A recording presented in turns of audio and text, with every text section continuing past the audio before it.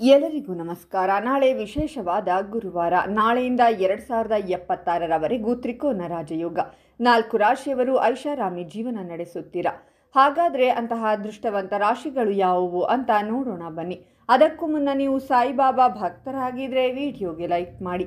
ನಿಮ್ಮ ಜೀವನದ ಸಕಲ ಸಮಸ್ಯೆಗಳಾದಂತಹ ಸತಿಪತಿ ಕಲಹ, ಪ್ರೀತಿಯಲ್ಲಿ ಮೋಸ, ಭೂಮಿ ವಿಚಾರ, ಕೋರ್ಟ್ ಕೇಸ್, ವ್ಯಾಪಾರ, ಹಣಕಾಸಿನ ತೊಂದರೆ, ಸಾಲಬಾಧೆ, ಸ್ತ್ರೀಯರು, ಗುಪ್ತ ಸಮಸ್ಯೆ, ಹೀಗೆ ಹಲವಾರು ಸಮಸ್ಯೆಗಳಿಗೆ ಶಾಶ್ವತ ಪರಿಹಾರ ಮಾಡಿಕೊಡುತ್ತಾರೆ.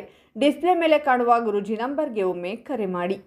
ಈ ಸಮಯದಲ್ಲಿ ಈ ರಾಶಿಯ ವ್ಯಕ್ತಿಯ ಸಂಬಳದಲ್ಲಿ ಹೆಚ್ಚಳವಾಗುತ್ತದೆ. ಇವರ ಆತ್ಮವಿಶ್ವಾಸವು ಉತ್ತುಂಗದಲ್ಲಿರುತ್ತದೆ. ದೀರ್ಘಕಾಲದ ಕಾನೂನು ಸಮಸ್ಯೆಗಳಿಂದ ಮುಕ್ತರಾಗುತ್ತೀರಾ.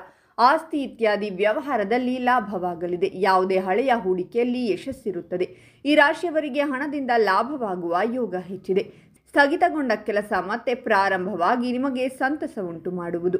ಕೆಲಸದ ಅಥವಾ ಮನೆಯ ವಿಷಯದಲ್ಲಿ ಸ್ಥಳ ಬದಲಾವಣೆಯ ಸಾಧ್ಯತೆಗಳಿವೆ. ವೃತ್ತಿ ಜೀವನದಲ್ಲಿದ್ದ ಅಡೆತಡೆಗಳು ಎಲ್ಲವೂ ನಿವಾರಣೆಯಾಗಲಿವೆ.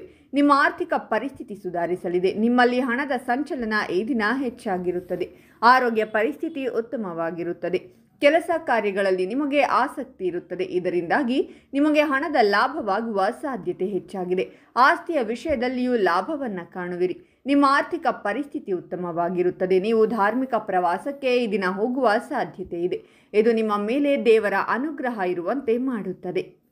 ಪೋಷಕರೊಂದಿಗೆ ನಿಮ್ಮ ಸಂಬಂಧವು ಮೊದಲಿಗಿಂತ ಉತ್ತಮವಾಗಿರುತ್ತದೆ ಮತ್ತು ನೀವು ಉದ್ಯೋಗದಲ್ಲಿ ಬಡ್ತಿ ಪಡೆಯಬಹುದು. ನೀವು ನಿಮ್ಮ ಕುಟುಂಬ ಸದಸ್ಯರೊಂದಿಗೆ ಉತ್ತಮ ಸಮಯವನ್ನು ಕಳೆಯಲು ಸಾಧ್ಯವಾಗುತ್ತದೆ. ಪ್ರೇಮ ವ್ಯವಹಾರಗಳ ವಿಷಯದಲ್ಲಿ ಈ ಸಾಗಣೆಯನ್ನು ಹೆಚ್ಚು ಅನುಕೂಲಕರವೆಂದು ಪರಿಗಣಿಸಲಾಗುವುದು. ಹಣಕಾಸಿನ ವಿಷಯಗಳಲ್ಲಿ ನೀವು ಶುಭ ಫಲಿತಾಂಶಗಳನ್ನು ಪಡೆಯುತ್ತೀರಾ ಮತ್ತು ನೀವು ಹಣವನ್ನು ಉಳಿಸಲು ಸಾಧ್ಯವಾಗುತ್ತದೆ. ನಿಮ್ಮ ಸಂವಹನ ಕೌಶಲ್ಯವು ಸುಧಾರಿಸುತ್ತದೆ ಮತ್ತು ಕಚೇರಿಯಲ್ಲಿ ಜನರೊಂದಿಗೆ ನಿಮ್ಮ ಸಂಬಂಧ ಸುಧಾರಿಸುತ್ತದೆ.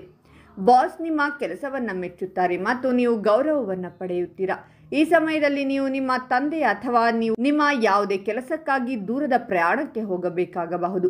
ನೀವು ನಿಮ್ಮ ಸಂಗಾತಿಯ ಜೊತೆಗೆ ಆದಷ್ಟು ಮಾತುಕತೆ ಅಂದರೆ ಜಗಳ ಮಾಡುವುದನ್ನು ತಪ್ಪಿಸಿ ಹಾಗೂ ಇಬ್ಬರು ಯಾವುದೇ ವಿಚಾರದ ಬಗ್ಗೆ ಭಿನ್ನಾಭಿಪ್ರಾಯ ಮೂಡಿದರೆ ಅದನ್ನು ಕುಳಿತು ಮಾತನಾಡಿ ಬಗೆಹರಿಸಿಕೊಳ್ಳಿ.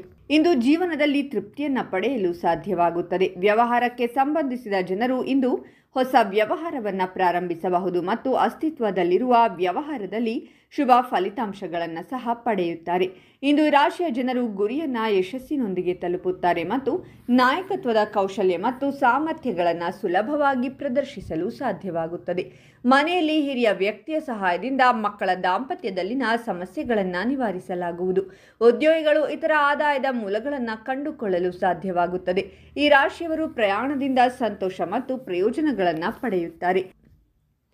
ಹಾಗಾದರೆ ಇಷ್ಟೆಲ್ಲ ಅದೃಷ್ಟ ಫಲಗಳನ್ನು ಪಡೆಯುತ್ತಿರುವ ರಾಶಿಗಳು ಯಾವುವೆಂದರೆ ಕನ್ಯಾ ರಾಶಿ, ಮಕರ ರಾಶಿ, ಸಿಂಹ ರಾಶಿ ಮತ್ತು ಕುಂಭ ರಾಶಿ. ಇವುಗಳಲ್ಲಿ ನಿಮ್ಮ ರಾಶಿ ಇದ್ದರೂ ಇಲ್ಲದಿದ್ದರೂ ಓಂ ಸಾಯಿಬಾಬಾ ಅಂತ ಕಾಮೆಂಟ್ ಮಾಡಿ. ಈ ವಿಡಿಯೋವನ್ನು ಲೈಕ್ ಮಾಡಿ ಮತ್ತು ಎಲ್ಲರಿಗೂ ಶೇರ್ ಮಾಡಿ.